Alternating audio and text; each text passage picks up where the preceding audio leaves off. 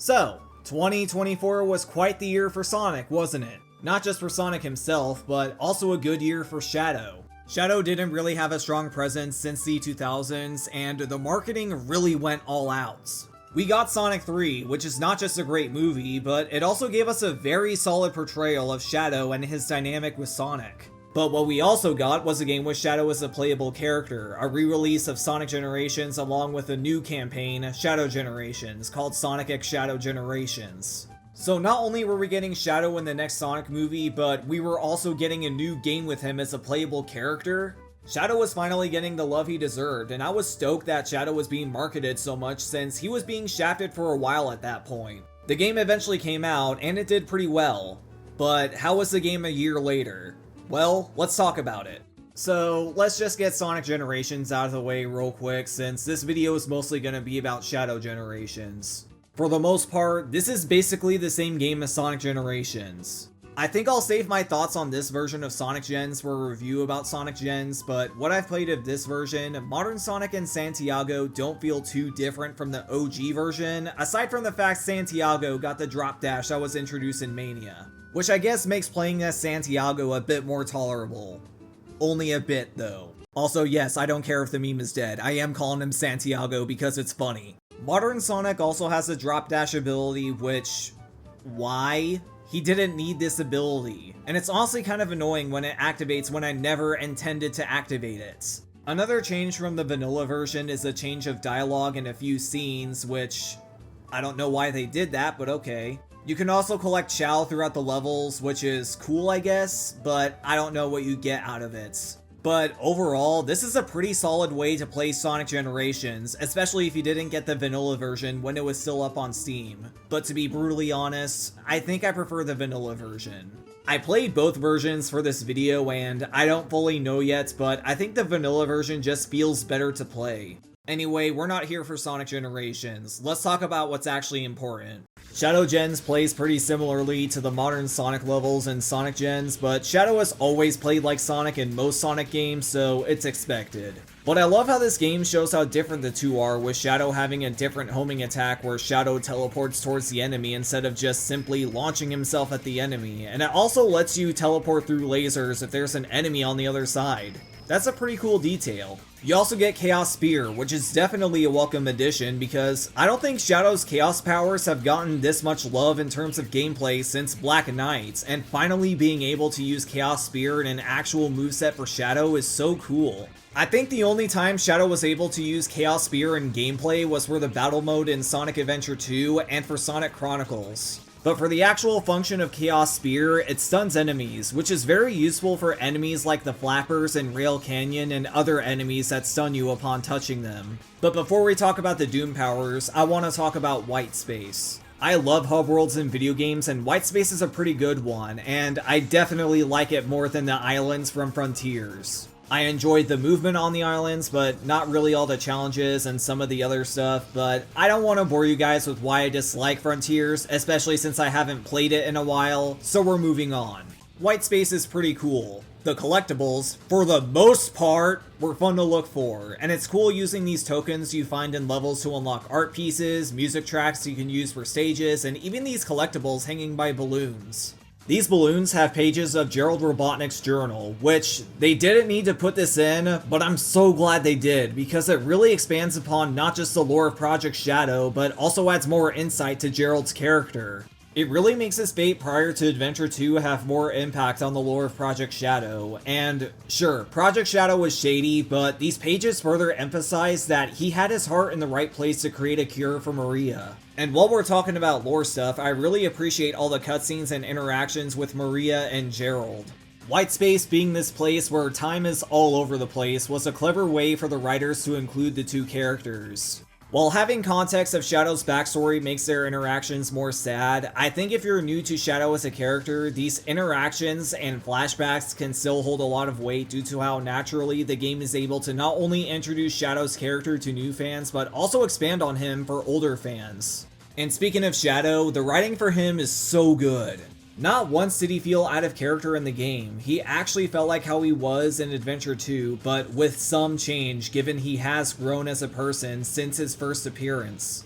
Shadow is more than just a rival for Sonic, and this game perfectly understands that. He may try to brush off Maria and Gerald as just visions at first, but when he realizes that they're real and from before the Ark was raided, he wants to try to change their fate so he can live with them again, but in the end, he doesn't end up doing that. And when he tries to protest leaving them once again at the end of the game, and Maria ultimately tells Shadow to be there with his friends to continue to live the current life he has found, man, I don't cry easily, but this moment almost got me.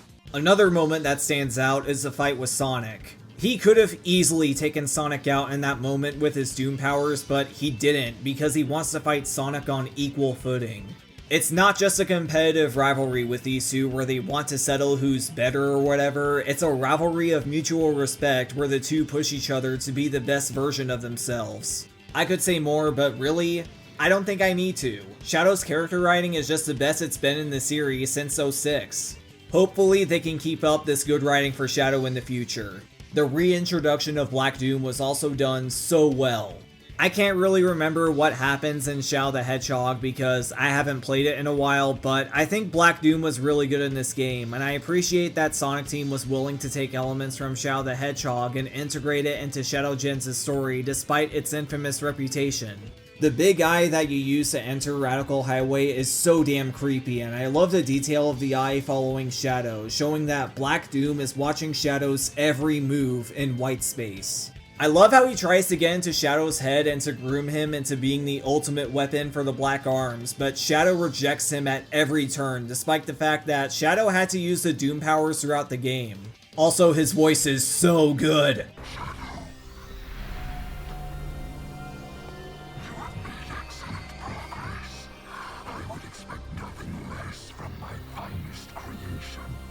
So yeah, Black Doom is pretty cool. Speaking of Doom, the Doom powers are pretty cool, and honestly, even if I'm not against Shadow using weapons, these should have been what Shadow was using in Sonic the Hedgehog instead of the weapons you can pick up.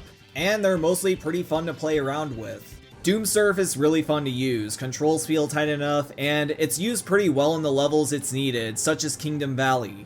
Doom Morph is okay. I don't hate moving around in it, but the jumping and swinging definitely needed some practice. That being said, I don't really struggle with it as much as I did when I first played this game. Doom Blast is definitely the most satisfying power as it allows Shadow to deliver a beatdown on a more powerful enemy and launch them into the air and kicking them towards the point where the player would aim the enemy at, and it's just so satisfying whenever I get to use it. Doom Spear is exactly how it sounds, just an upgraded Chaos Spear, but it lets you lock onto more targets by holding down the Y button. Or triangle if you're using a PlayStation controller, but it's Y for me because I use an Xbox controller for my PC. Another thing with Chaos Spear, I never really got spear gliding down. Like a year later, I still can't figure it out. Like I think there's probably footage of me struggling with the spear gliding thing. Like I can't do it. Doomwing is the last power you get, and it's definitely the coolest looking power in the game. It lets Shadow glide around the environment, and it's particularly useful for getting some of the collectibles that were hard to reach before. You can also use it in levels, but to be honest, I think it's only really necessary for Radical Highway. But I never tried speedrunning this game, so maybe I'll find a use for Doomwing if I want to speedrun this game. Also, I don't know about you guys, but gliding around white space just really hits different. But yeah, I think that's all I have to say about the Doom powers. They're cool.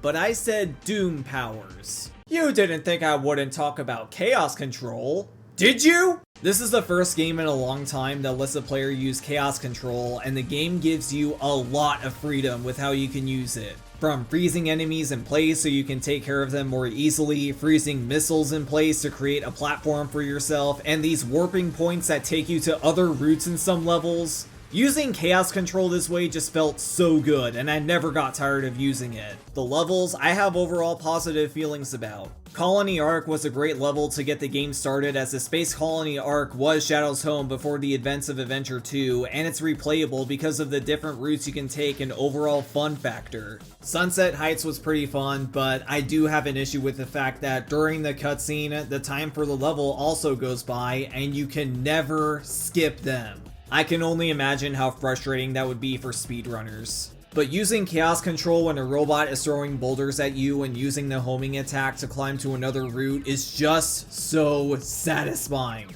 Rail Canyon was pretty nostalgic for me because I have a lot of fond memories of this stage from Sonic Heroes. Avoiding the trains is pretty hectic, and exploiting chaos control to freeze them in place to get farther ahead of them is a pretty clever use of the ability. There's also some footage of what not to do when you're running from the trains. I also love how the level forces you to use the Chaos Spear to stun flappers when they're in the way. It's a nostalgic and fun level for me, and I really like how it forces the player to use the mechanics that they've learned so far up to this point in the game. So yeah, Rail Canyon was definitely a highlight for me. Chaos Island, I can understand why people aren't a big fan of this level's inclusion since Shadow wasn't in Frontiers and this level really didn't have anything to do with Shadow, but I think the fact that white space is a place where time is just all over the place makes it a fine inclusion, since not only would it be possible to see levels from the past, but also levels from the future. Level itself though, yeah, it's fine. You definitely have to be used to the Doom Morph for this level, but after a year of playing this game, I've got the Doom Morph down pretty well now, so I don't have much problems with this level as I did before. And not gonna lie, every time I revisit this level, I actually start liking it more. So yeah, Chaos Island is actually kinda cool. But Kingdom Valley is definitely the level I replayed the most. Not only because Kingdom Valley is one of my favorite Sonic levels from a settings perspective, but the level itself is just fantastic. All the different paths you can take, the environments, the music, this level does Kingdom Valley justice. I was disappointed that this level wasn't in Sonic Generations, so I'm glad Shadow Generations used it later on. I'm not too crazy about the 2D acts for any stage though. They're fine enough, but I just never vibed with 2D sections with the boost games, so I just never cared for them. And Radical Highway is a great level to finish off the game. Being the first stage ever for Shadow, it was a given that Radical Highway would be one of the levels for Shadow Generations. And like the other levels, there's plenty of routes to take and enemies to get through, but the difficulty is turned up a bit, yet at the same time, it never feels unfair. Both acts of this level really test the player's skill and forces them to use all the abilities that Shadow has learned throughout the game and applying them all here. It's difficult, but fair, and that's what a final level should be. As for Tokyo, it was pretty cool to play this level before seeing Sonic 3, but compared to the other levels, it's kinda weak. Movie Shadow looks pretty cool, and the unskippable cutscenes are also cool, but like, I really wish you could skip them when you go back to play it, especially since they eat up time. The mix of the Wistopolis BGM is great, but considering we never got a level for Shadow the Hedgehog, which is a pretty important game for Shadow Generations' story, I would have preferred if we got Wistopolis instead. I don't know if I'd call it my least favorite level in the game, but it would definitely rank the lowest for the 3D levels if I were to make a video ranking the levels of this game one day. What about the bosses though? Oh boy, these are absolutely the best part of this game. The Biolizard is so disgusting and I love it! Shadow Generations really goes the extra mile to make the Biolizard look like a creature that has been in absolute agony due to all the experiments it had to endure with all the implants and stuff, and those skills. Ugh. I also like how Shadow is more sympathetic to the Biolizard compared to when he called him an ugly prototype in Adventure 2. You tortured soul, I will end your suffering. Stop struggling and cling to a cruel fate. And that mix of supporting me is so damn good! Also, just gonna show this page from Gerald's diary here to make the Biolizard's fate even more heartbreaking. Metal Overlord is great, and the way it uses the Doom Surf makes it a pretty fun fight. Not to mention, like with Sonic not needing to go super in Sonic Generations to fight Perfect Chaos, Shadow fighting Metal Overlord without the Chaos Emeralds really shows that, at this point, he's so strong that he doesn't even need them.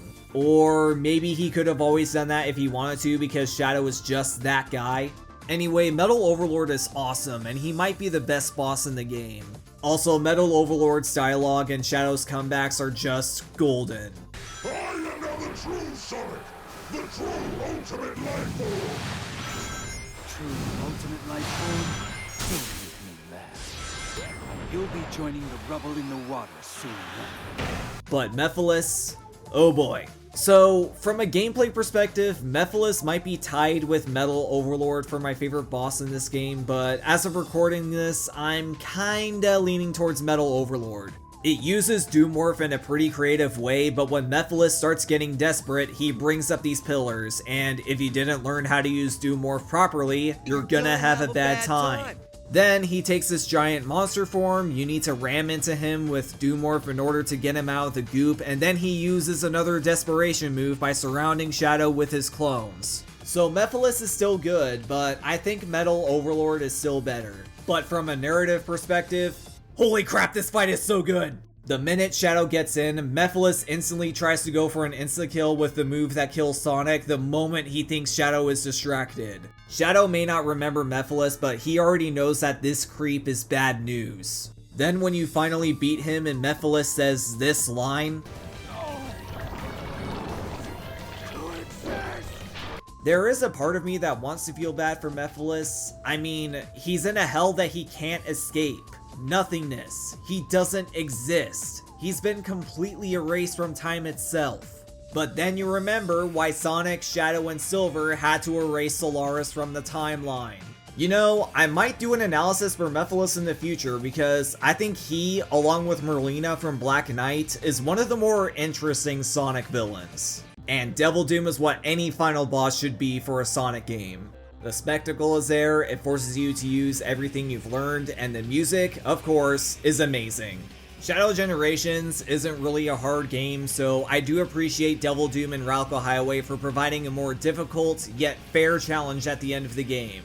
And that's what the end of a video game should be. Harder than what came before, but fair. All of that being said though, after replaying this game recently, I do have a few issues. So, I think the game is really fun, but playing this and Sonic Gens back to back, I really wish Shadow could hop. In Sonic Unleashed and Sonic Generations, the hop was an ability that lets Sonic jump over small gaps without losing his momentum and speed when you lightly tap the jump button, and this was useful for not losing your speed as you jump. So like, why can't Shadow use this? Did they run out of time? Another issue I have, and this is also kind of a nitpick, but I hate that you have to do these challenges in order to progress through the game. They're not unfair or anything, but they just feel like they're there just to pad the game out. Like, why not just use the time you would use to program these challenges to make another level? There's plenty of other important levels that could have been used for Shadow. Like, you know, Westopolis, Black Comets. As relevant as Shadow the Hedgehog is in this game, there isn't a level that represents Shadow the Hedgehog. I get reusing assets is easier and making video games is pretty hard, but I definitely would have preferred a couple more levels instead of these challenges. Like, you bring back the Black Arms for this game, and you don't use Black Comets? But I don't think these issues are as big as the next one I'm bringing up. And unfortunately, I'm gonna have to talk about Orbots and Q-Bots. So there's a side quest in this game that involves Orbot and Q-Bot, where you find these parts scattered all over white space for a rocket. But here's the thing. As far as I'm aware, the game doesn't give the player any hints on where these things are located. If you want to find all the parts, you have to explore every single inch of white space, and it's just not fun after a while. I don't think I would have an issue with the side quests if the game gave you a tracker or something after you finish the campaign, but they don't do this. Like, they do this with the collectible chests, why not for the parts? But Jade, it's optional. I'm only bringing up this Strawman because there are people out there who will unironically say these kinds of things regarding side quests in video games. I don't know if there's anyone who will defend this side quest, but if there's optional content, the optional content needs to be enjoyable and to have something that rewards the player for sticking with it. This doesn't. And what's the payoff for gathering all these parts? Yep, that's it. Plus some behind the scenes art, but yeah, no special cosmetics or anything, just that. I never liked Orbot and Q-Bot when they were first introduced, but around Lost World, I was already tired of them, and after doing this side quest twice, I really don't want to see them anymore. This side quest solidified them as my least favorite Sonic characters, and I really don't want to see them in a mainline game ever again.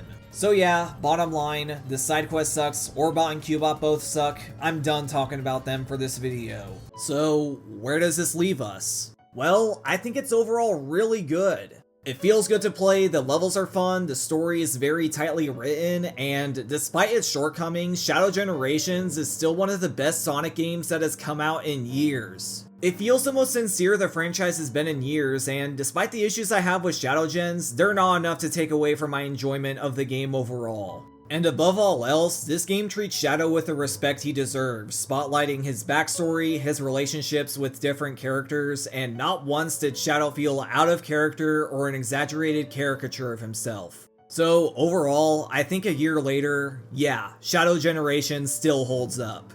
But after the success of this game, I really hope we get something fresh. No rehash levels, no nostalgia, just something completely new. We did get that with Superstars, but I think you guys can see where I'm coming from. I'm not entirely against revisiting levels from previous games, but a guy can only take Green Hill Zone so many times. I really miss the days when the franchise was willing to try new things, even if the games didn't always turn out great, but honestly, that's why the Dark Era was kinda cool. It was a time when the franchise wasn't afraid to try new things and put a spin on the regular high-speed platforming Sonic is known for.